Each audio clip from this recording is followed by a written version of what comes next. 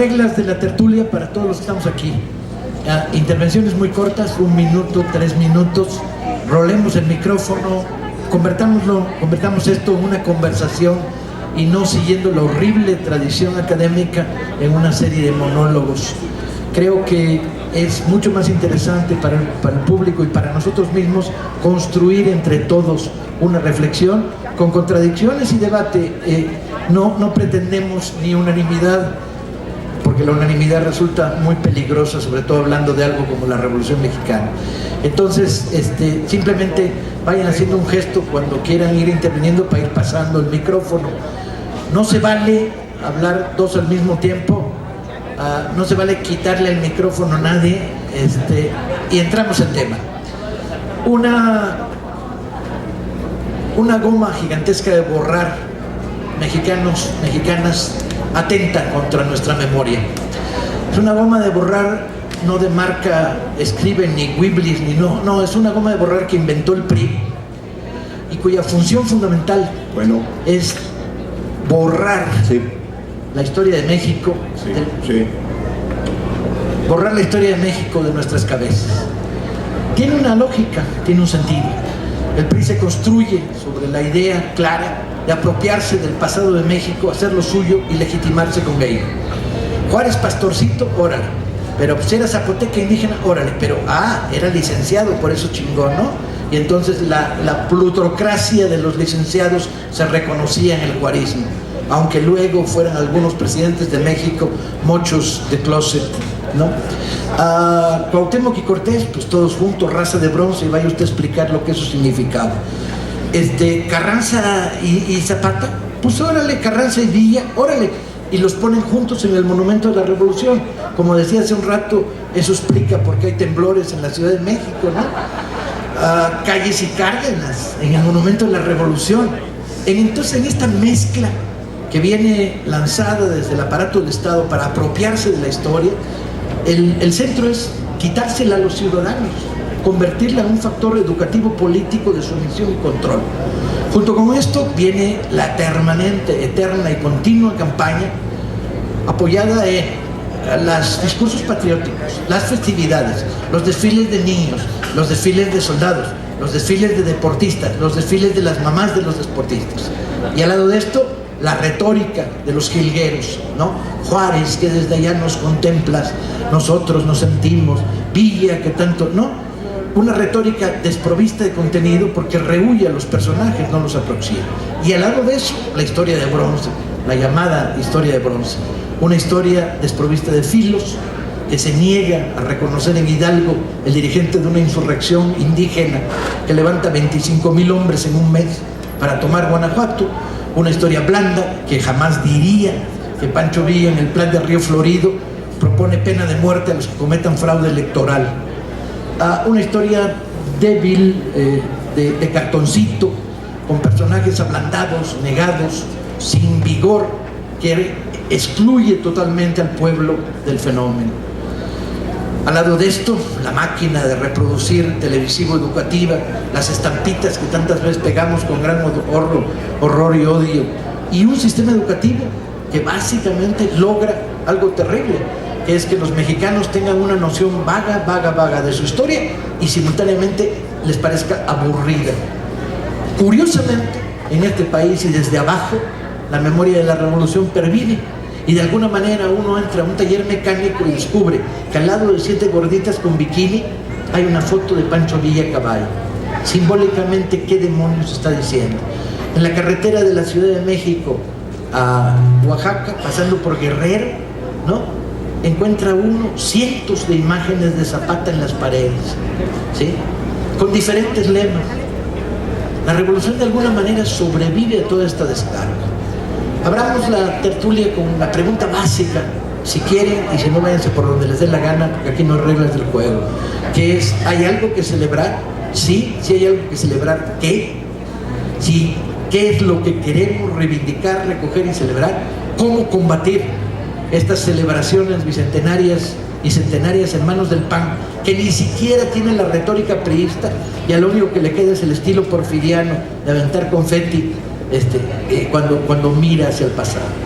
de alguna manera intentemos, y es parte del trabajo de estos 3 días de tertulia que se van a ir consecutivamente, intentemos devolvernos a ustedes y a nosotros la historia de la Revolución Mexicana. Bueno, alguna vez el PAN fue el partido de la pequeña burguesía contestataria, de los que querían un país democrático y unas reglas ordenadas. Su propio lema, así lo decía, por una patria ordenada y generosa. Era lo que los antiguos panistas decían. El PAN no era el partido de la gran burguesía.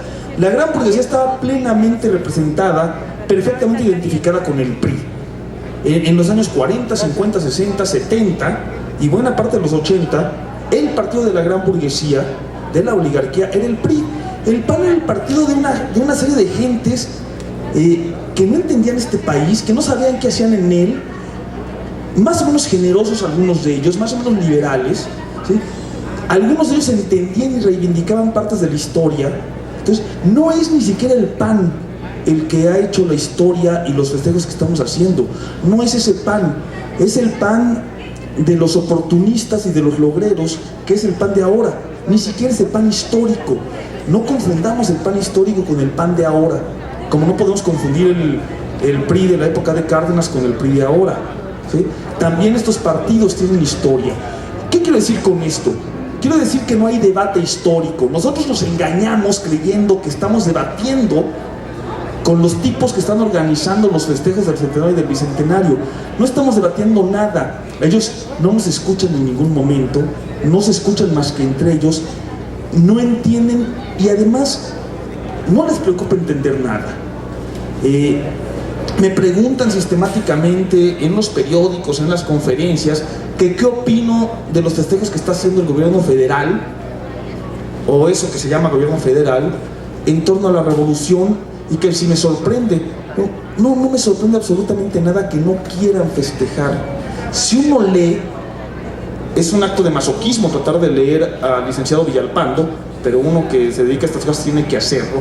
Si uno lee lo que Villalpando opina de la revolución, es clarísimo. Villalpando dice que mejor para el país que no hubiera habido revolución. Villalpando dice, palabra por palabra, que la revolución de Zapata era una revolución retardataria, ¿sí?, reaccionaria, y que Villa no tenía un programa por ningún lado. Si Villa no tenía programa, si Zapata era un reaccionario, si mejor para el país que no hubiera habido revolución, ¿por qué la están festejando?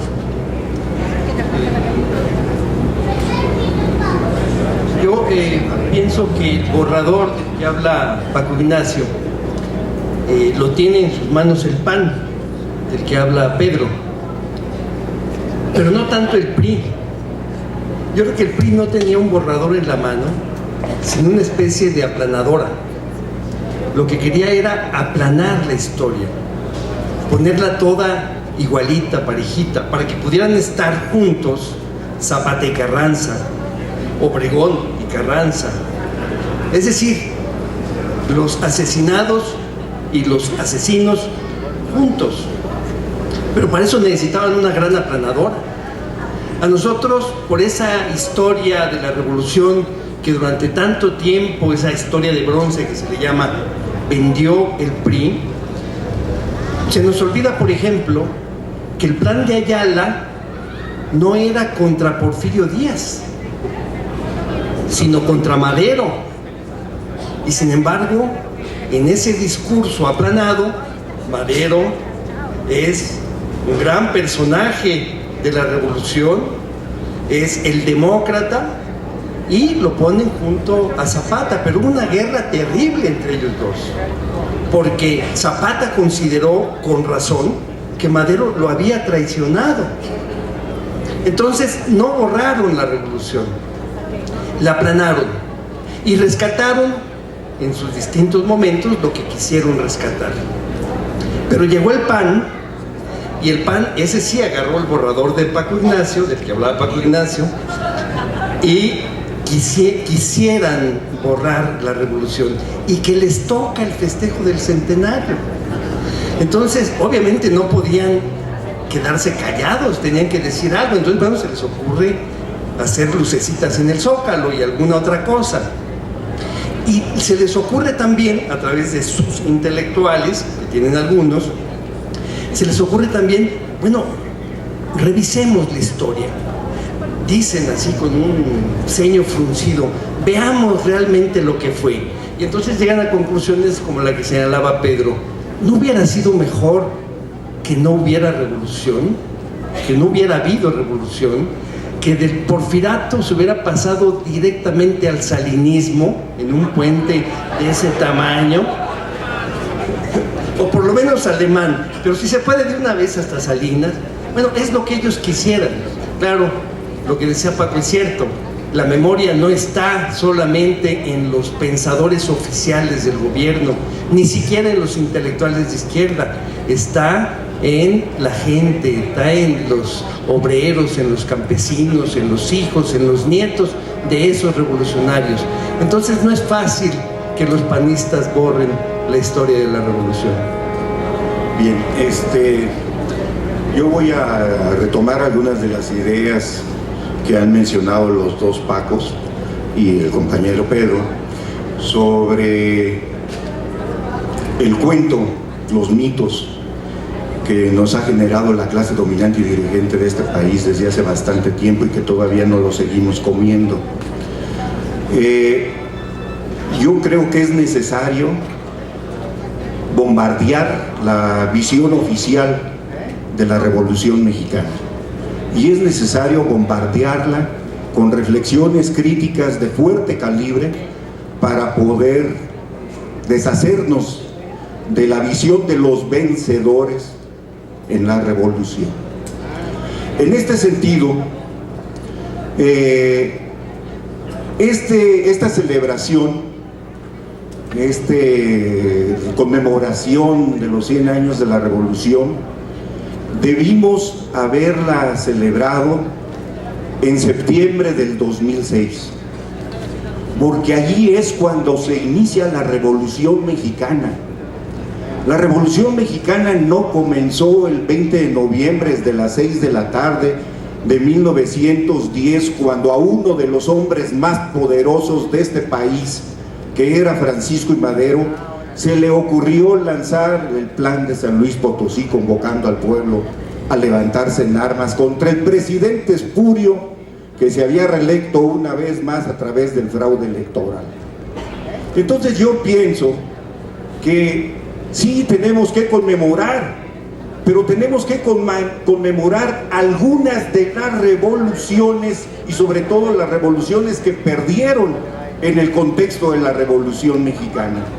Y la primera gran derrota fue la de los revolucionarios magonistas.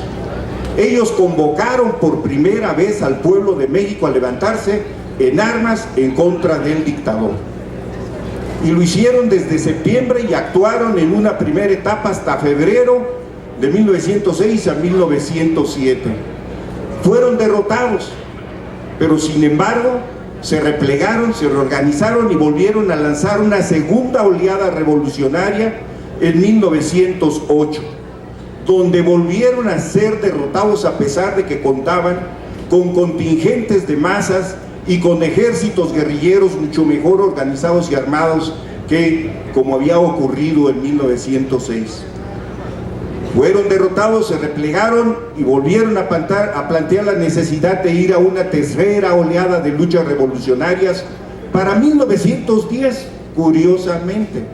El problema es que los magonistas entran en acción en abril y Madero está convocando hasta el 20 de noviembre, mientras pasaron las elecciones, mientras pasó el fraude electoral, mientras estaba Porfirio Díaz listo para permanecer en el poder, y mientras también Madero, que era muy conservador, decidió finalmente utilizar la táctica magonista de ir a la lucha armada.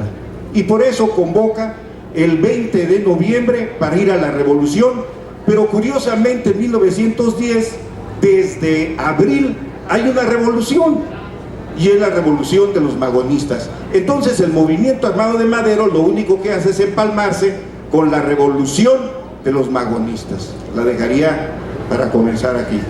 Gracias. Bueno, me parece muy interesante la idea tertuliana inventada por Paco Ignacio Taibo para callejeramente discutir temas de la historia. Y ya entrado así, pues me siento como en una reunión de alcohólicos anónimos de la historia, en donde pues aquí vamos a echar una serie de errores. Dicen los indígenas zapatistas de Chiapas que la Revolución Mexicana hace mucho tiempo que murió enterrada bajo los monumentos y los discursos de la clase gobernante. Efectivamente, la Revolución Mexicana, el sentido progresivo, el sentido de intento de cambio en favor de los intereses del pueblo, todo, murió hace mucho tiempo, pero el discurso de la revolución quedó. Yo diría que a partir de más o menos 1940 terminó la Revolución Mexicana y los efectos que pudo haber tenido, pero vivimos durante 40 años bajo el discurso de la Revolución Mexicana, en donde nos hizo creer que efectivamente la Revolución Mexicana estaba viva y representaba todavía los intereses del pueblo mexicano. Yo diría que de 1940 hasta el presente, y ahí contribuyeron el PRI, el PAN y muchas otras fuerzas, vivimos en una etapa de contrarrevolución mexicana que fue desmontando absolutamente todo aquello que fue los logros fundamentales de la Revolución Mexicana. Fue destruida la propiedad social, fue destruido el ejido, fue destruida la producción de la tierra en manos de los campesinos, se destruyó en buena medida la educación pública, la soberanía sobre los recursos naturales fue desapareciendo en la medida que fue cediendo. Efectivamente.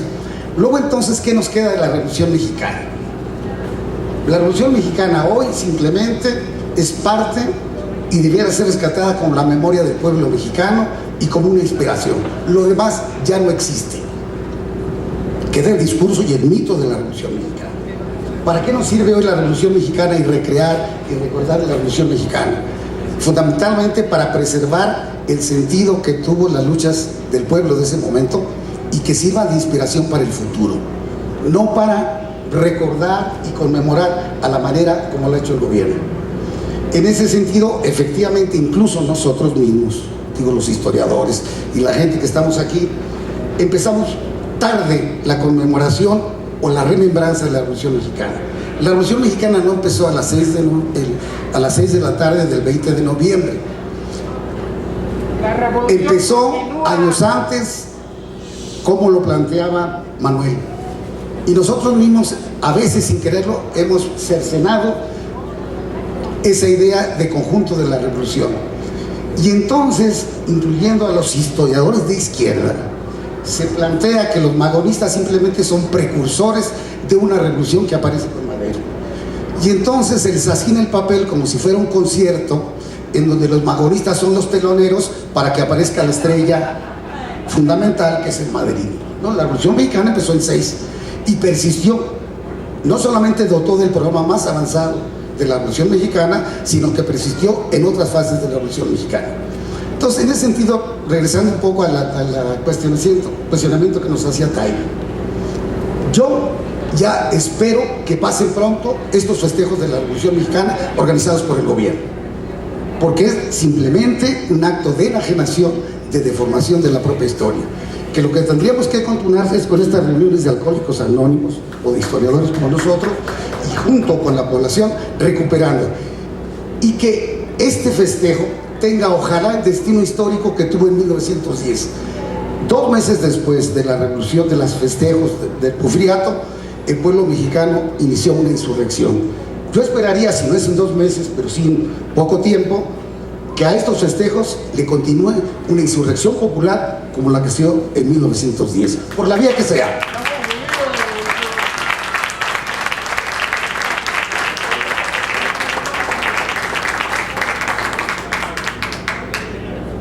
Es muy importante este debate, y dándole continuidad porque coincido. La disputa por la nación pasa por la disputa por la memoria de lo que ha sido nuestro pasado, y en esta perspectiva el debate de la Revolución Mexicana es fundamental.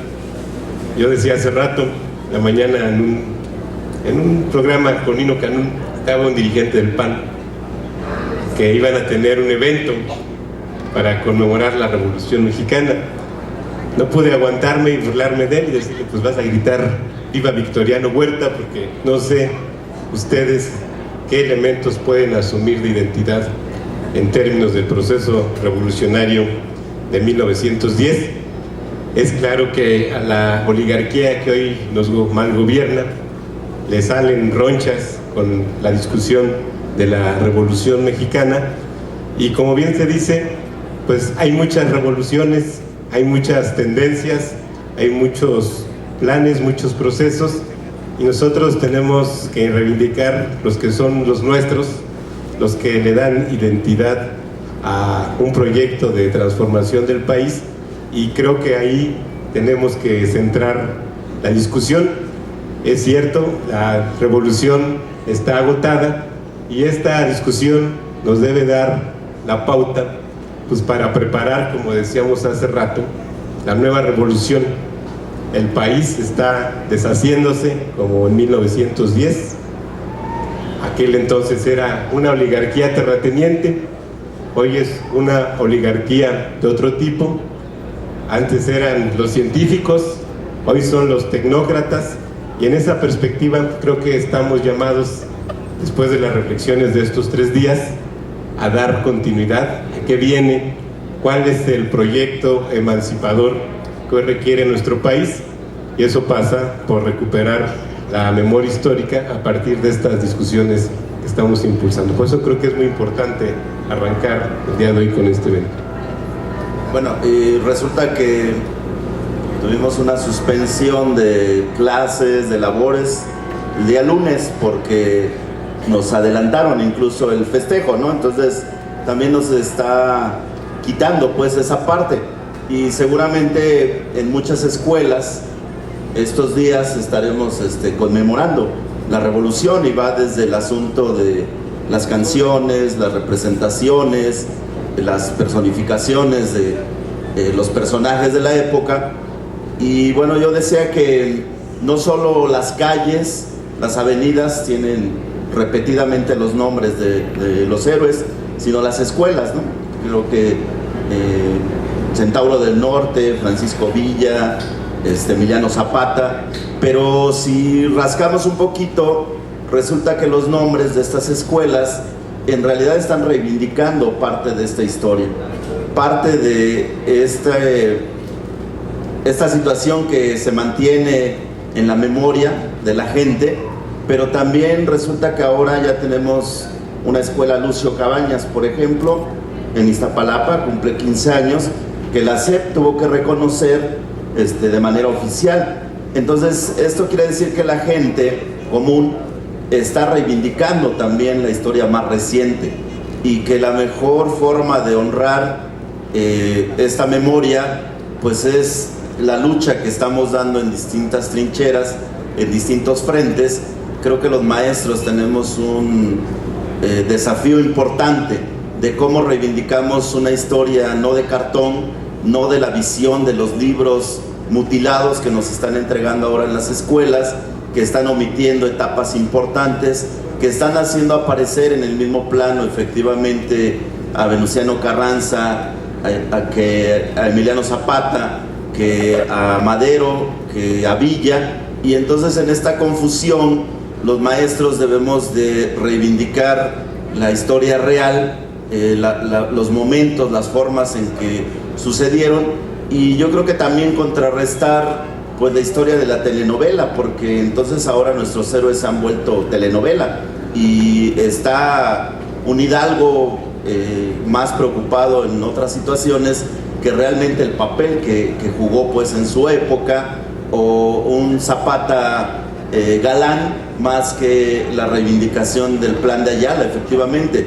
Entonces creo que aquí no solo los historiadores, no solo los maestros, la gente tenemos pues un compromiso importante de reivindicar esta historia viva, pues de carne, no de las estampitas, no de la tarea escolar, que a veces nos limitamos los maestros a decir, pues realiza la biografía de Zapata, y le quitamos la esencia, pues, ¿no? Entonces creo que traer a la actualidad lo que fue los ideales de la Revolución Mexicana, pues es la mejor forma de honrar efectivamente al más de 1 millón de personas que lucharon, que se involucraron. Entendemos que no fue una sola revolución, Creo que ese es parte del debate que tenemos que reivindicar, que en lo que ponemos como paraguas de la Revolución Mexicana, en realidad hubo movimientos importantes como el magonismo que se reivindica, pero también otras insurrecciones y otras formas donde la gente encontró pues una forma de decir el ya basta, tal vez actualizado, y ahora la lucha que estamos dando los electricistas, los mineros, los maestros, la gente de pie de la calle, pues yo creo que es la mejor forma de honrar esta Revolución Mexicana. Para puntualizar algunos acuerdos de lo que se ha dicho aquí y por lo menos yo algunos desacuerdos.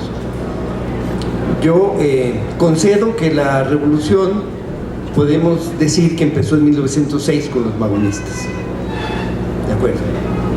Con que terminó probablemente en 1940 con el final del gobierno del general Cárdenas, ¿de acuerdo?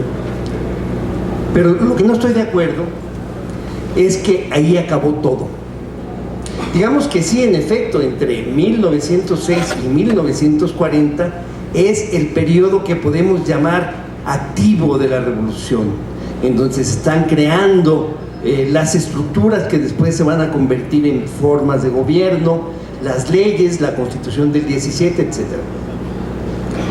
Y también acepto, no es cosa de aceptar, así fue, que tanto los magonistas, los villistas y los zapatistas fueron derrotados.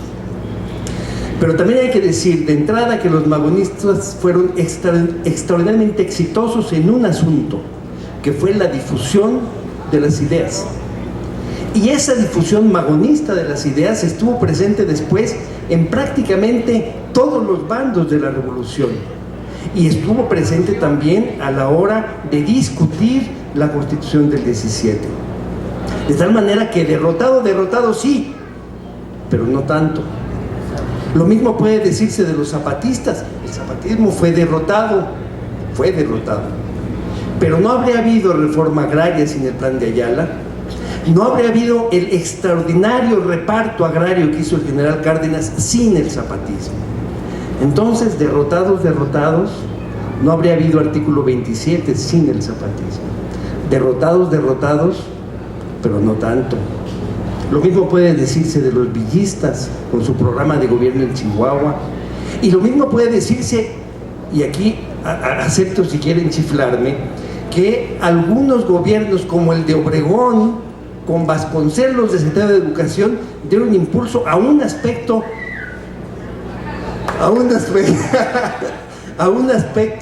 muy importante de la revolución, que fue la educación pública, que empezó en el gobierno de Obregón, porque lo que pasa es que finalmente las obras de esos gobiernos de la revolución, Obregón, Calles, los gobiernos del Maximato, hasta llegar a Cárdenas, esos gobiernos no podían salir de la nada ni podían obviar cosas que estaban ahí, fuerzas objetivas, fuerzas reales, antecedentes, como tampoco el general Cárdenas pudo haber hecho lo que hizo, la expropiación petrolera, la reforma agraria, la educación radical, etc. No hubiera podido si no hubiera habido una base real, es decir, si no hubiera habido revolución. Por lo tanto, yo sí creo que habiendo muchas vetas de la revolución, muchas fuerzas distintas, encontradas y enemigas, sí hay, yo digo, una revolución mexicana. Y la hay, y esto es muy importante, no creo que sea una cosa menor, en el imaginario colectivo del pueblo de México. Son parte de la identidad del imaginario colectivo, que está compuesto con imágenes, con fotografías extraordinarias, con cine del momento y con cine recreado después, con pintura, con los murales del famoso muralismo mexicano y otro tipo de obras de artistas plásticos, con música, la música del nacionalismo de Chávez y de revueltas, etcétera. Todo eso son parte de ese gran fenómeno que yo llamo la Revolución Mexicana, que sí existió y que siguió existiendo, aunque de maneras distintas, después de 1940. Quiero transmitirles a mis compañeros una experiencia para que la valoremos, que es a lo largo de estos 2 años y medio He estado dando conferencias con Pedro, con Paco, en las calles, en las plazas, en los parques, en las secciones sindicales, con brigadas del movimiento López Obradorista, con grupos zapatistas, con la diversidad de la amplia gama del movimiento social. En esta ciudad deben existir 4 o 5 mil grupos organizados, con labor de base, con los que conectes.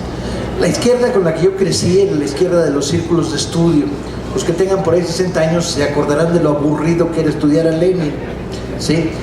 Leer a Lenin en textos como El Estado y la Revolución, el imperialismo, era verdaderamente la muerte, porque eran textos de polémica escritos entre 1905 y 1908, de polémicas con gentes que no existían.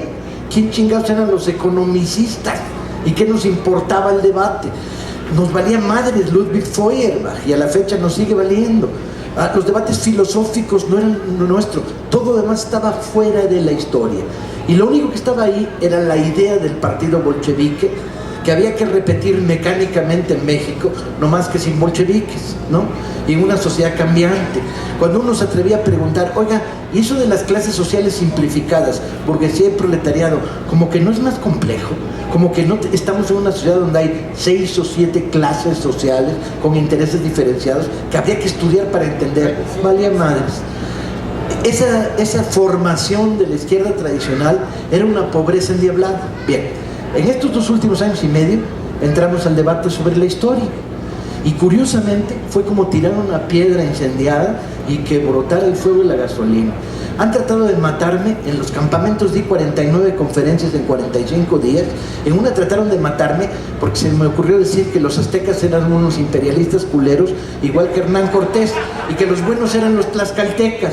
Bueno, si no iba a ser por un maestro de escuela de Tlaxcala que se paró y dijo, ya era hora que me reivindicara, 30 años llamándome traidor, ¿no? Ahí me linchan. Pero el calor con el que la gente entraba a la discusión de imperialismo, colonialismo, ¿no? Dominación, y a la pregunta de quiénes somos, sino los herederos de la fusión que produce el virreinato, ¿no? Los malherederos, porque es una fusión excluyente, que si no llega la abolición de la esclavitud, bueno, todavía peor, ¿no? Con Hidalgo. Han sido debates en los cuales cuando unos preguntan, bueno, Pancho Villa era borracho, ¿no? La anécdota, que no era, todo lo contrario, mandaba cerrar las cantinas, cosa que a algunos deprime mucho, algunos villistas traidores como Pedro no le perdonan a Villa que fuera antialcohólico. Pero, después de eso sigue la pregunta, bueno, ¿y el plan de Río Florido, el último plan de Villa, donde dice cosas tan locas como hay que crear una zanja de 40 metros de profundidad por 20 de ancho para que los gringos no pasen? No para que no pasemos nosotros, para que ellos no vengan. Donde dice el fraude electoral será condenado por la pena de muerte taxativamente y de inmediato. Bueno, es el retrato de nuestros días. Este país ha sufrido 2 fraudes electorales nacionales, ¿sí? Incluso la reivindicación del timorato de Madero. Timorato, limitado, sin programa social, hombre con afinidades hacia la oligarquía agraria. Aún así, era un demócrata, ¿sí? Y se llaman las armas contra el fraude electoral. Aún así, luego evidentemente uno no puede reivindicar la totalidad de un Madero, que además, para acabarla de joder, pues era vegetariano y espiritista, ¿no? ¿Sí? Pero esta piedra que avientas y que se devuelve como incendio es una potencia endiablada. El grito de viva Villa, cabrones, o Zapata vive, la lucha sigue, está vivo en nuestra sociedad.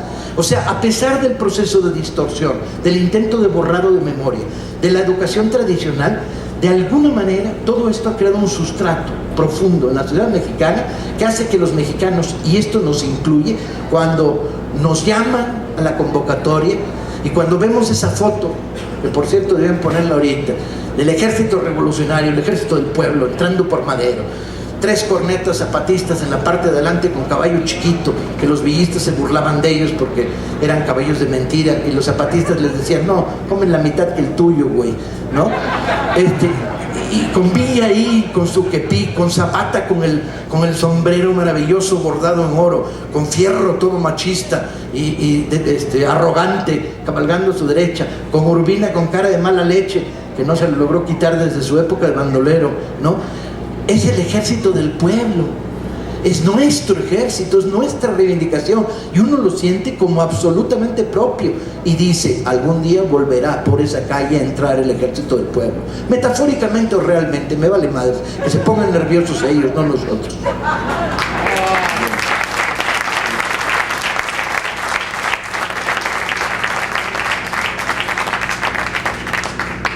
Bueno, yo voy a partir de la idea que soltó al último Paco Pérez, sobre la existencia o no existencia de la Revolución Mexicana. Es obvio que existe la Revolución Mexicana. El problema es que la revolución son varias revoluciones, y entonces, ¿qué revoluciones vamos a reivindicar?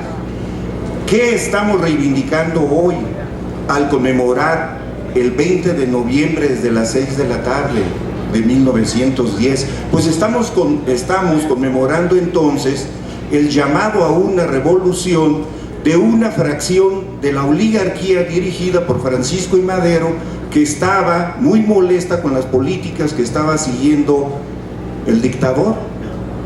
Entonces ahí tenemos nosotros una revolución. Pues efectivamente Madero convoca en el Plan de San Luis a que el pueblo se levante en armas.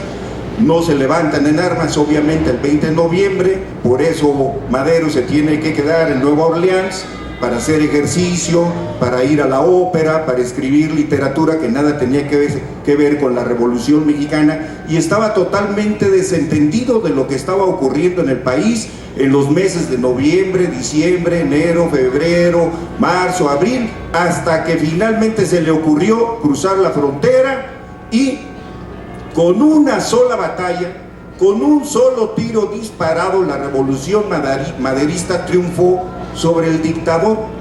Pero ¿fueron realmente las armas del pueblo las que tumbaron a Porfirio Díaz? No, fue una concertación entre los amigos íntimos, porque Madero y Porfirio Díaz se llevaban ¿cómo se llama? De a cuartos, eran amigos íntimos. Entonces el problema aquí es que si nosotros estamos llamando a conmemorar el 20 de noviembre, estamos llamando a conmemorar la revolución dirigida por una fracción de la oligarquía que inmediatamente transó con el dictador para llegar a la paz y evitar que la verdadera revolución, la de los magonistas, pudiera levantarse con la victoria, porque ellos eran los que estaban obteniendo en el campo de batalla todas las victorias fundamentales en los meses de noviembre, diciembre, enero, febrero, marzo, abril, hasta que finalmente, en contra incluso del mismo Madero, Villa y Orozco tuvieron que tomar Ciudad Juárez, y esto precipitó las negociaciones. Y ahí está el triunfo entonces de una revolución, la revolución de la oligarquía. Eso es lo que tenemos que tener en cuenta. Si no, no vamos a entender por qué unos cuantos días después de esta victoria de la revolución maderista, Zapata le va a declarar la guerra a Madero. ¿Por qué va a tener Zapata que organizar su ejército y tener que lanzar un plan de Ayala y tener que iniciar otra revolución contra el tirano Madero? Fíjense, quien acababa de asumir la dirección del Estado mexicano gracias a un triunfo en su revolución, ahora es cuestionado con otra revolución, la revolución de los campesinos pobres dirigidas por Zapata. Entonces, lo que tenemos aquí nosotros son revoluciones de clase. El magonismo representa una revolución que responde a los intereses de la clase trabajadora y que va a ser derrotada efectivamente en el mes de julio de 1911, después de que Madero, los porfiristas y los Estados Unidos se pusieron de acuerdo para ir a enfrentar al magonismo y aplastarlo. Y eso fue lo que ocurrió. Aplastaron al magonismo, y por eso el magonismo entonces no pudo volverse a levantar como ya lo había hecho en ocasiones anteriores. 6, 8, 10. La derrota de 1911 es la derrota definitiva, y es la derrota de la revolución de los proletarios, de los pobres. Y por eso entonces los que entran al relevo son los zapatistas, porque obviamente Madero, para poder tomar el poder, que además no lo tomó, se los dejó a los porfiristas, tuvo que hacer a un lado el plan de San Luis y por lo tanto tuvo que hacer a un lado el artículo 3º en donde vagamente ofrecía restituir las tierras a las comunidades indígenas, y por eso cuando Madero va a platicar con Zapata para que se desarme, pues Zapata le dice: entrega las tierras no las puedo entregar porque ahorita está un presidente provisional, pero deja que llegue a la presidencia y vas a ver qué bonita va a estar la reforma agraria. Y obviamente llegó a la presidencia Madero y no hubo reforma agraria, y entonces Zapata tuvo que enfrentarlo con una nueva revolución. ¿Se fijan? Entonces ya llevamos varias revoluciones. Después se viene el golpe de Estado de Victoriano Huerta y Carranza lanza otra revolución. Pero la revolución carrancista también tiene un carácter de clase. Es una fracción de la oligarquía. Eran los maderistas y eran porfiristas que ahora estaban inconformes con la dictadura de Victoriano Huerta. Y ahí hay otra revolución que, curiosamente, esta revolución de la oligarquía porfirista, ahora enemistada con Victoriano Huerta, no reconoce Zapata como movimiento revolucionario. Para Carranza, Zapata era un robavacas, no era un revolucionario. Entonces vean cómo ahí ya también tenemos otras revoluciones. ¿Cuál es la revolución que triunfa? Es la revolución de Carranza, es la revolución de los ricos. Ese es el problema, compañeros, que aquí han triunfado las revoluciones de los ricos, primero con Madero y después con Carranza, y ahí se acabó la revolución. La revolución no llegó hasta el cardenismo o hasta 1940. La revolución se acaba cuando aplastan a Villa, aplastan a Zapata, aplastan la Casa del Obrero Mundial, y los carrancistas pueden convocar a su Congreso Constituyente para firmar su Constitución. Que efectivamente algunas ideas zapatistas y magonistas vayan a influir en el momento del debate de la nueva Constitución de 1917, compañeros, sí, pero yo considero que allí hay, en el artículo 27 y en el 123, que es donde se dice está el espíritu zapatista y magonista, es una revisión desde la derecha de los planteamientos que habían levantado estas dos revoluciones. Y sin embargo, el 20 de noviembre, sin embargo, el 20 de noviembre, el 20 de noviembre nos convence a algunos. El 20 de noviembre no por Madero y no por la revolución maderista, que en muchos sentidos yo estoy de acuerdo con Manuel, es lo que él dice, la revolución de una fracción de la oligarquía y de las clases medias en contra del gobierno, una revolución meramente política en contra de un régimen autoritario que ya no le funciona a la nueva burguesía. Eso es la revolución a la que convoca Madero. Sin embargo, cuando un grupo de la oligarquía convoca una revolución, un montón de gente que venía desde tiempo atrás revolucionando, un montón de gente que venía en la oposición agraria, en el movimiento agrario, en las huelgas, en la lucha popular en contra del régimen, y que no había podido trascender por el localismo de sus propios movimientos y porque muchos de ellos por alguna u otra razón no se identificaban con la revolución que estaba en marcha, que era la magonista. Muchos de ellos se levantan en armas a partir del llamado de Madero. ¿Sí? Ni Villa, ni Calixto Contreras, ni Toribio Ortega, ni Emiliano Zapata, ni los grandes revolucionarios populares se habían identificado con el magonismo. Quizá porque el magonismo le faltaba la vena agraria, que era el eje, o no terminaba de identificarse con la vena agraria de los luchadores agraristas. Y es el llamado de Madero el que permite a esta gente levantarse, no porque quieran lo que Madero quiere, sino porque encuentran un momento y una coyuntura particulares para pelear por sus propias demandas.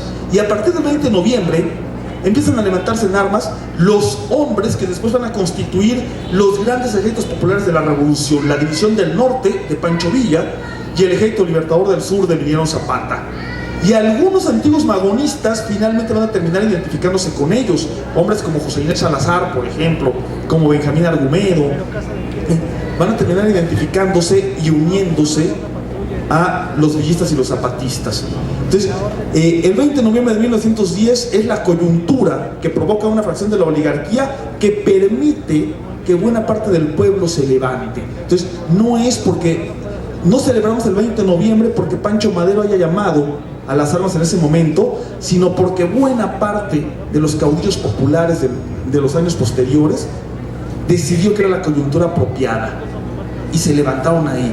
El 20 de noviembre nos permite entender a Pancho Villa, que se levanta en armas el día 19, a Zapata, que no se levanta en armas en noviembre, sino hasta 1900, es el plan de San Luis reformado en Ayala, ¿sí? Y acusa Zapata a Madero, correctamente, estoy de acuerdo con Manuel, de haber traicionado el plan de San Luis.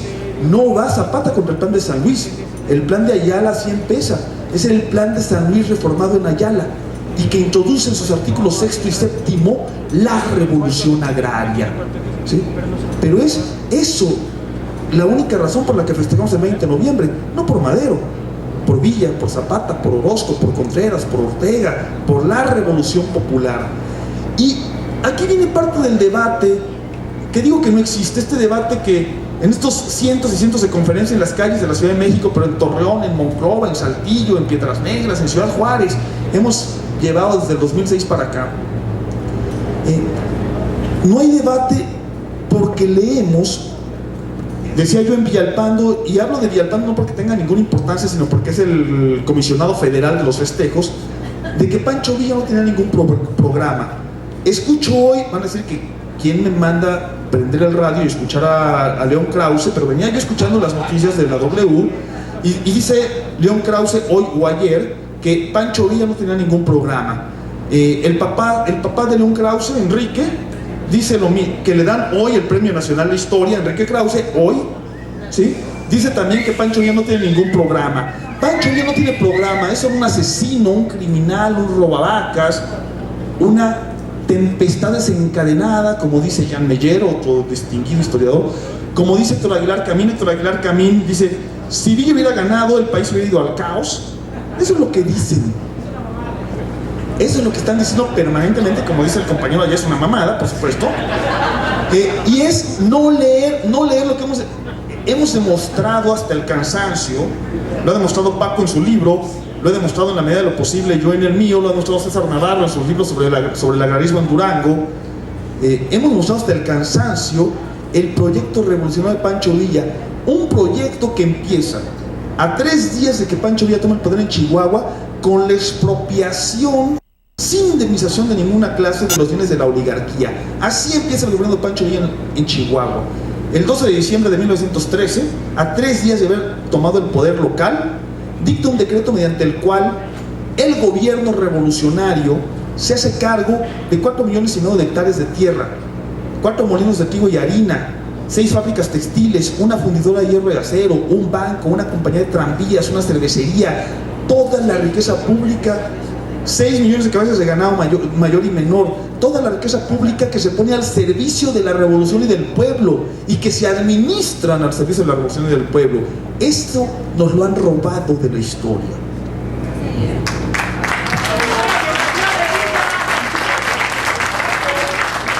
Pues como ustedes ven, en la medida que el chupe va aumentando, los de la tertulia pues vamos profundizando en el debate, ¿no? Ahora, yo creo que aquí cada quien hay que hacerse cargo de lo que plantea, pero pues le entramos al debate en función de lo que hemos ido señalando.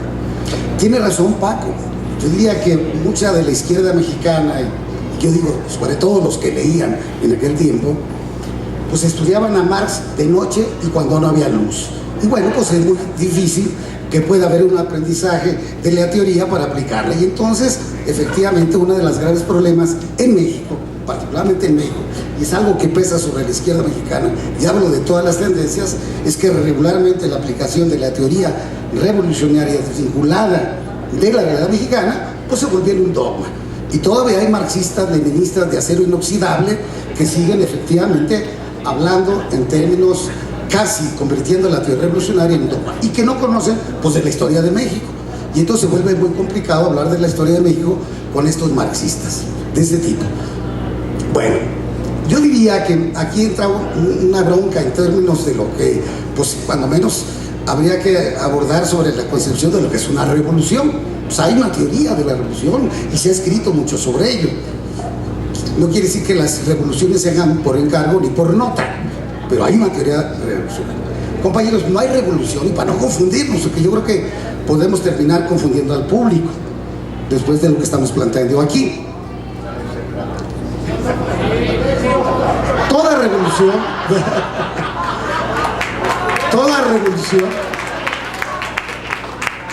es un proceso en el que participan diferentes clases sociales, compañeros.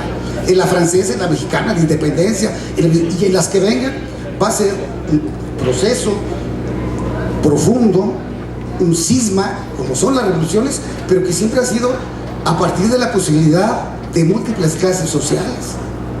Por lo tanto, si hay múltiples clases sociales, pues hay proyectos diferentes, a veces explicitados muy claramente y a veces no explicitados claramente. No, aquí lo que estamos debatiendo, yo ahí sí coincido, hay una sola revolución mexicana, con un proceso que va de 1906 a 20, si ustedes quieren.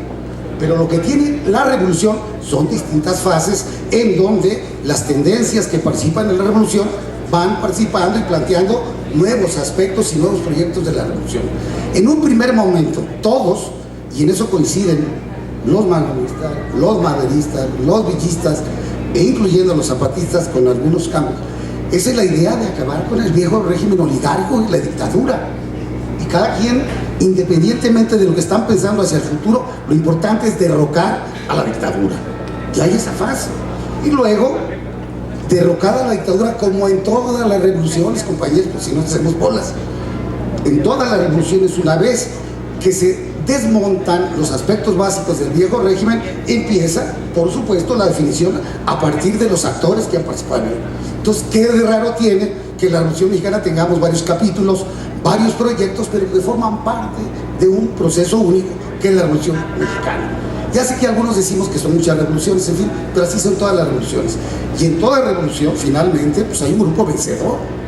No fue el pueblo el que venció, pero quedó la impronta y las ideas fundamentales del pueblo, porque el pueblo fue el que hizo la revolución. Los soldados obregonistas, o los carrancistas, o los villistas, o los zapatistas, y la gente que participó eran de la misma clase social. Eran los pobres, eran los campesinos, eran los mineros, eran los profesores. Lo que era diferente era la dirección. ¿Pero qué quedó? Por supuesto que una revolución de esa magnitud, que ha sido la más importante en la historia de América Latina en términos de masividad, tenía que recoger muchos de los aspectos porque había luchado. Por supuesto que tenía que recoger, y surge esa Constitución del 17, que es un gran avance, que recoge parte del conjunto de las demandas. Nada más que la Constitución no la elabora el pueblo, la elabora el grupo triunfador, y al constituyente del 17 solamente va el grupo triunfante, y va a recoger estas ideas.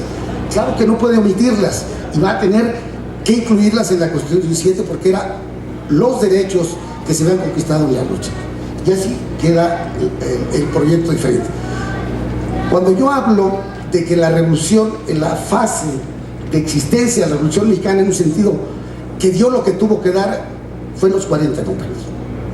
Ahí acabó la Revolución Mexicana. Lo que continuó en términos legítimos fue la apropiación de ese impulso de la Revolución Mexicana en las luchas populares, y por supuesto los movimientos populares, las luchas campesinas, las luchas obreras por la independencia sindical y en contra del chavismo, y las luchas juveniles y estudiantiles recuperaron en buena medida ese significado de la Revolución Mexicana. A eso me refiero. La revolución de la que se apropiaron desde el Estado, la acabaron ellos mismos. Fue el PRI, no fue el PAN solamente. El PRI y el PAN son lo mismo. Fueron el PRI y el PAN los que hicieron las reformas fundamentales a las conquistas que quedaban cuando menos en términos formales y jurídicos en la Constitución. No olvidemos que Salinas vuelve a reprivatizar la tierra con la reforma del artículo 27. No fue el PAN, fue el PRI. Y ahora quieren regresar, supuestamente porque dicen que han cambiado. Los pillos no cambian, los ladrones no cambian. Como dicen en los pueblos, los perros que comen huevo, aunque les cambien el hocico, no cambian. El cambio y la educación lo llevaron, claro, el PAN ha continuado, son lo mismo, con matices por supuesto diferentes, pero encima de ellos, y hay un teórico por ahí tabasqueño que dice que hay una mafia por encima de ellos. Por supuesto que hay ahí una mafia que está por arriba del poder. Entonces, cuando hablamos de la revolución, lo hablamos en sentido como memoria, como componente y sustento de las luchas que el pueblo desarrolló. Pero no podemos seguir confundiéndonos que alguna vez o que hoy mismo existe la Revolución Mexicana. Y cuando hablamos de eso que fueron, y no estamos discutiendo qué día el pueblo mexicano tuvo conciencia, pues no tuvo que ser la conciencia no se da de pronto a las 6 de la tarde del 20 de noviembre. La conciencia, compañeros, si se pudiera pesar la conciencia, pues diríamos, Taibo tiene medio kilo de conciencia, Manuel tiene como 3/4 de kilo, en fin, lo que ustedes quieran. ¿No? Estoy diciendo una barbaridad porque la conciencia pues no se pesa. Cuando el pueblo mexicano llegara al 20 de noviembre, si algunos fueron antes, fueron después, compañeros, me parece absurdo que a estas alturas y 100 años después sigamos discutiendo. Todos forman parte de un mismo proceso, pero no son precursores, son parte del... Y lo digo, cuando hablamos de esta memoria, de recuperar a los magonistas, a Zapata, a Villa, a Cárdenas, y parte de lo que aporta Madero, lo hacemos en el sentido de lo que significó su lucha para hoy, pero sobre todo la historia es futuro. Lo que nos enseñan en la escuela es que la historia es el pasado. No, la historia no es eso. La historia es el estudio de los cambios en la sociedad, y la historia es sobre todo futuro, más que pasado. Y en ese sentido habría que recuperar. Termino diciendo, yo recuerdo, me tocó por fortuna estar en un acto muy trascendente, que para mí fue importante, en Cuba, cuando se trajeron de Bolivia los restos del Che, el 30 aniversario de la caída del Che en combate en Bolivia. Llegó el Che y hubo un homenaje muy especial en Santa Clara. Ahí fue enterrado los restos del Che en una cueva detrás del monumento. ¿Y qué dijo Fidel? Y que yo diría, suscribo y reitero pensando en todos estos hombres que pensaban en la Revolución Mexicana. Dijo, no venimos a despedir ni enterrar al Che. El Che y sus compañeros que vienen en Bolivia vienen hoy en este proceso tan complejo de la revolución a incorporarse al combate de ahora. Y el Che viene hoy a luchar junto con nosotros. No venimos a enterrarlo, ni a despedirnos, ni a lamentar su muerte, sino la presencia del Che significa que se incorpora nuevamente al combate. Cuando hablamos de memoria y recuperemos a todos, hablamos de que tenemos que recuperar a todos ellos para los combates del futuro. Así entiendo la historia.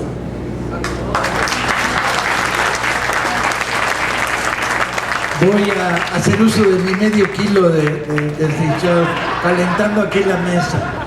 Yo creo que es importante matizar. Las visiones blanco y negro son peligrosas. Necesitamos una izquierda inteligente que sepa matizar. Puede ser que Madero sea un hijo de la oligarquía, que responda a los intereses de esta oligarquía.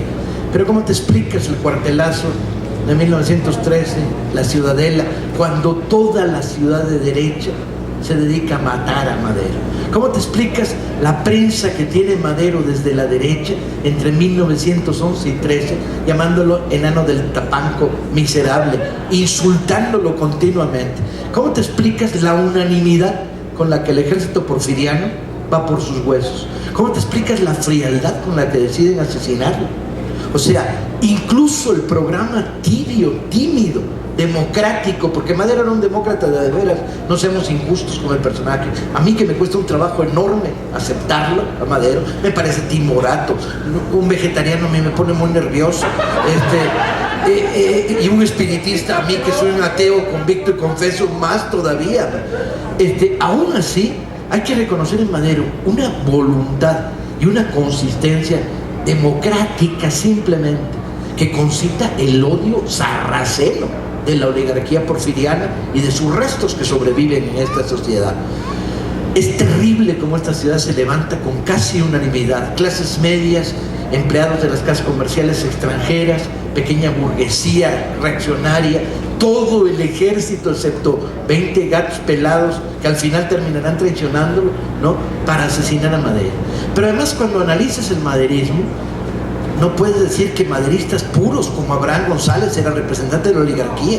El primer tipo que se atreve a decir desde 1906 que México es como Siberia, que hace la crítica más radical y muy cercana a la del magonismo, del régimen porfiriano, que propone de una manera absolutamente vanguardista el voto femenino, ¿sí? No puedes decir que un tipo como Gustavo I. Madero, al que tiene la más terrible de las suertes, porque es el ala izquierda del del maderismo y le tienen más miedo todavía que a Francisco, sea asesinado con 67 puñaladas por soldados borrachos en la Ciudadela, si no es porque representaba una opción democrática más radical, no más que eso, ¿sí? Entonces yo creo que hay que matizar un poco.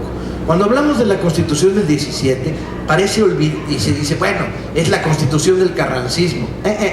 Es mucho más complicado que eso. En 1917 Villa está en guerra de guerrillas, ha llegado a reunir ejércitos de 5,000 hombres, ha tomado 2 veces Chihuahua, han sido incapaces de derrotarlo militarmente y continúa presionando. En 1917 el zapatismo está extraordinariamente vivo y conserva el 70% de la región liberada en 1913 y 14. De tal manera que la Constitución de 17 se hace porque hay una fuerza armada radical que está obligando al carrancismo a asumir parte del programa si quiere desbanderarla. Pero además, la Constitución de 17 tiene una mecánica bien divertida. Cuando uno analiza el proceso, verá que Carranza nombra a Petriccioli como su hombre clave y manda un operador que es un reaccionario de mierda, ¿sí? Vinculado al Universal, reaccionario de veras, es un porfiriano converso. Sin embargo, está Mújica parándole los tacos a cada rato. Lean los debates sobre el artículo 3º. De mentada de madre y sacada de pistola, no le para Mújica. Porque dentro del ala obregonista hay más de una cosa. Es cierto, está el pensamiento conservador carrancista que intenta una restauración del porfirismo bajo modelos democráticos o más democráticos. Pero también está una parte de la pequeña burguesía radical que se está expresando, y también está el villismo y el zapatismo en armas al que hay que quitarles bandera porque representan una propuesta. ¿Qué estoy intentando decir? Estoy intentando decir que maticemos. Ese sería la primera intento. El segundo sería, para los mexicanos la revolución es un desmadre. ¿Por qué? Porque educativamente se ha fracasado en contarla en 2 minutos, en contarla diciendo, a ver, 1906-8, oleada de insurrecciones magonistas, 1906, alzamiento maderista, 1911, se levantan Zapata y Carranza porque les sabe a poco el maderismo, 1913, golpe de la ultraderecha que destruye Madero, 1913, reacción de una gama enorme de antidictadores contra Huerta, en la que está Villa, Obregón, Pablo González, Zapata de nuevo, que se niega a aceptar pactos con el gobierno de Victoriano Huerta, y ahí es donde Orozco se pandea. Bien, luego la convención, las derrotas militares del huertismo, luego la convención, donde villistas y zapatistas se toman de la mano y hay una propuesta unánime radical. Carranza se desmarca, la guerra entre constitucionalistas y convencionistas, la derrota de los ejércitos convencionistas, y por lo tanto Villa se retira hacia el norte, disuelve la división del norte y se va a la guerra de guerrillas, y Zapata se encierra en Morelos. La revolución sigue. 1920, el ala izquierda, por llamarla de alguna manera, del carrancismo dice: con Carranza no resolvemos, y menos cuando nos quieren imponer un candidato de mentira para seguir gobernando, como el famoso Flor de Té Bonilla, ¿no? Entonces le dan el golpe de Aguapieta y se sacuden a Carranza, que les estorba, y ya queda ahí consolidado. Villa se rinde, Zapata está muerto y la revolución militarmente se acaba. Los restos serán intentos de lanzamientos armados que ya no prosperan. Sí. Bueno, esto no nos lo cuentan en las escuelas, no tenemos la visión del proceso, y la revolución es una mezcla en la que está Carranza, está Villa, está Zapata, está Victoriano Huerta, pero están sin orden. ¿Por qué pelean entre sí? ¿Dónde están los nudos? ¿Dónde están las contradicciones? ¿Quién es quién? ¿Qué proyectos hay detrás? Convertir la revolución en una melcocha, en una melaza, es parte de la estrategia del PRIismo. Fue la estrategia del PRIismo. Porque en la melcocha pues sacabas un cacho y te lo comías, y lo mismo te comías a Zapata que a Carranza, dependía del día del año que era. Si querías ser agrarista de salón, o si querías ser oligarca de salón, o si querías relacionarte con el Vaticano, valía madres. Agarrabas ahí, tomabas un cacho y para adelante. Destruir esa melaza y volver la revolución historia, como tú dices, me parece sensato. Es uno de los propósitos que tenemos que lograr a través de estos días de debates, discusiones, que no solo se están dando aquí, se están dando en todo el país, afortunadamente. Han despertado un monstruo estos pendejos, ¿sí? El monstruo de mexicanos que quieren reivindicar su historia, ¿sí? Y este monstruo es un monstruo que va a ayudar, junto con otras muchas cosas, a que un día nos los comamos, compañeros.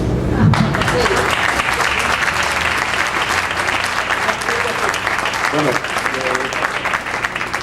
creo que lo esencial entonces es plantearnos qué sigue, porque también plantear que es la historia que reivindicamos y no plantear el futuro que queremos, pues yo creo que también es necesario este debate, y creo que tenemos que hablar entonces de qué revolución necesitamos y qué revolución queremos realizar, y creo que ese debate lo tenemos que actualizar, o sea, sí poner los elementos importantes de la Revolución Mexicana como parte de nuestra historia cercana, no de hace 100 años, sino que la estamos viviendo pues cotidianamente. Yo hacía referencia a las escuelas porque entonces, incluso a los chamacos, a cuántos chamacos se llaman Emiliano, Francisco, y se sigue reivindicando pues esta parte en ese imaginario como una forma de decir que está presente. Y entonces creo que el debate desde las izquierdas, como se ha señalado, pues tiene que ser entonces qué revolución necesitamos actualmente, ¿no? Entonces hay desde quien dice pues una revolución ciudadana, una revolución democrática, una revolución radical, poner nuevamente en debate incluso las diferentes estrategias y tácticas. Y yo creo que no es gratuito que un gran número de organizaciones campesinas, sindicales, estudiantiles, etcétera, reivindican los nombres de Villa, de Zapata, de Magón, y pues efectivamente está aquí presente la situación del ejército zapatista, la cuestión de la posibilidad de unificar nuevamente en un torrente toda esta situación social, y desde cada trinchera, desde la lucha por la democracia sindical que nosotros estamos empeñados desde hace más de 30 años en la Coordinadora Nacional de Trabajadores de la Educación, pues yo creo que recoge también esta esencia. Creo que entonces cuando decimos es que la patria no se vende, se defiende, pues está también presente esta situación. Cuando decimos efectivamente que hay un espurio y que es necesario profundizar la lucha por el ejercicio pleno de los derechos democráticos del pueblo, pues también está en esencia lo que fue la Revolución Mexicana. Creo que el debate histórico en términos de la duración, de los personajes, de los programas, de las formas distintas en que se fue dando el proceso, es necesario que clarifiquemos entonces efectivamente que hubo etapas en esta revolución y que hubo fracciones que fueron encabezando en cada momento, y que efectivamente hay vencedores y que hay una historia que nos es contada y que muchas veces repetimos desde la academia y también desde las escuelas. Yo decía que teníamos que quitar esa historia de las estampitas, de las monografías, y bueno, aquí hay excelentes historiadores que han profundizado y que creo que necesitamos entonces conocer, leer, prepararnos. Como maestros hemos que continuar. Creo que hay coyunturas próximas que nos dicen, bueno, hacia dónde entonces tienen que ir las izquierdas, y que tenemos que entender que entonces no solo es una izquierda electoral, parlamentaria, partidista, sino que hay una izquierda social y hay una izquierda abajo, profunda, que está desarrollando procesos importantes en las comunidades, en las regiones. Creo que el papel en este caso de los maestros es esencial, y ustedes van a encontrar que militantes de la coordinadora en el pueblo más último de cualquier región estamos tratando de construir también entonces una educación distinta. Dice en este texto que resistir es lo contrario a resignarse, el reverso de rendirse. La resistencia no consiste en renegar, consiste en oponerse y a la vez en proponer, en rebelarse, en poner la razón al servicio de la rabia. Quienes resistimos asumimos la responsabilidad de decir no a la imposición, pero sí al reto de lo imposible. Resistir todos los días con todos los recursos al alcance fortalece nuestras raíces y extiende nuestras ramas. Dos cosas. retomando lo que comenta Pedro, que además lo estamos preparando. En diciembre vamos a organizar o contribuir a ese debate, que es muy importante. Hace algunas semanas, meses ya, hicimos una feria del libro, organizamos esta discusión sobre el estado de la nación, sobre la recuperación de la memoria histórica. Algunos de los compañeros que están aquí nos acompañaron, y eso partió de una cuestión que estamos viendo. Si bien, como decía Paco, hace muchos años la izquierda se la pasaba estudiando en la noche los textos de Marx y estaba aislada del conocimiento y del pensamiento de la historia nacional, no toda. El problema hoy es grave, porque hoy la izquierda, una gran parte de ella, ha transitado al pragmatismo vulgar, y entonces la práctica política está totalmente divorciada del mundo de las ideas, de la recuperación de la memoria histórica, e incluso el que intelectuales como ustedes acepten a que hay una convocatoria de un partido político para abrir estas discusiones, cuando antes debiese ser lo más natural y debiese ser parte de la tarea cotidiana fundamental de un proyecto que se dice de izquierda y que plantea en sus postulados pues hacer una revolución democrática y transformar de fondo a nuestro país. Entonces, en esa ruta debemos de trabajar, y ya lo anunciaremos después, pero en diciembre ya estamos confabulando con Paco. Vamos a cerrar el año muy bien con un evento que nos abra la discusión de qué viene a futuro para la transformación de México desde una visión de izquierda y progresista. Bien, compañeros. Pedro, ¿cierras? Yo, bueno, una última cosa que se me ocurrió... Pero breve, que estamos sobre el tiempo. Una última cosa que se me ocurrió sobre lo que decía mi tocayo es eso. ¿Qué nos enseña la Revolución Mexicana? La capacidad del pueblo de México de organizarse, de no necesitar líderes ni iluminados, sino de organizarse desde abajo y tomar su destino, su historia y por lo tanto su futuro en sus manos. Esta es la lección de la Revolución Mexicana, y por eso, como decía Paco Pérez Arce, como decía César Navarro, la revolución sigue, nunca se detuvo. Bien, compañeros, las reglas para este debate. Este debate sigue mañana. Algunos de los compañeros, por razones de agenda, se retiran, se van a sumar otros. Pero el debate continúa. Tenemos 3 días para discutir esto junto con ustedes y conversarlo. Yo creo que ha sido una primera sesión productiva. No sé ustedes como público cómo la hayan percibido. Yo como crítico,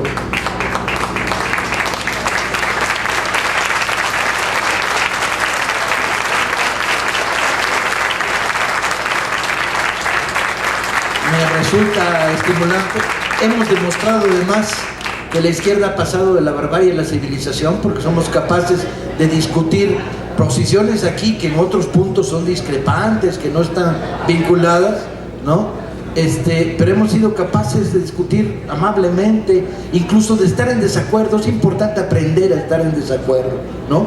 Matizando, estableciendo posiciones, armando.